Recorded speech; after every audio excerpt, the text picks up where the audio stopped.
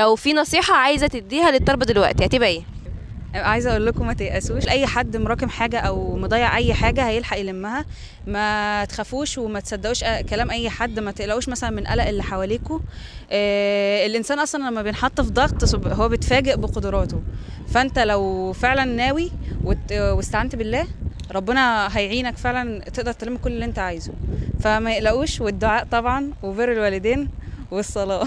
انا شايفة ان دي احسن نصيحة اصلا في الوقت ده، ان هم حاسين ان هم مش مذاكرين حاجة وناسين، ده طبيعي.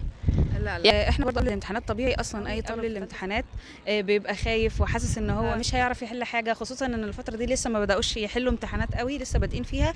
فهيلاقوا نفسهم مش عارفين يربطوا بين اللي هم ذاكروه وحفظوه وبين الاسئله.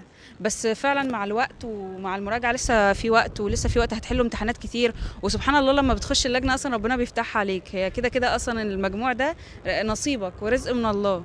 يعني اهم حاجه ان انت تجتهد وتخلص النيه لوجه الله، وزي ما قلت لكم بر الوالدين والدعاء.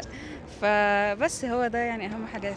طب هي حاجة لذيذة جدا مع انك تطرقت لها، يعني يذاكر جديد ان ما لسه ما خلصتش ولا يراجع قديم. طبعا طبعا ما يوقفش جديد، يعني هتوقف جديد هيتراكم عليك اكتر. فلا ما توقفش جديد، وممكن لو مش هتقدر تستحمل الضغط او كده، ممكن يعني حته صغيره قوي من المتراكم تراجعها. وما تقلقش لسه في وقت، هتقدر تلم كل اللي انت عايزه، وهتقدر تراجع كل حاجه مره واثنين وثلاثه، وهتخش الامتحان وهتلاقي الامتحان سهل مش صعب زي ما بيتقال. حاجات كتير قوي بتعرف تحلها يعني. نادرا لما بتلاقي سؤال بيبقى محتاج فكره او كده، وفي الغالب انت هتبقى عارفها، انت راجل بتذاكر طول السنه وهتمر على كم اسئله كبير في المراجعه وفي الامتحانات. بس طيب شكرا يا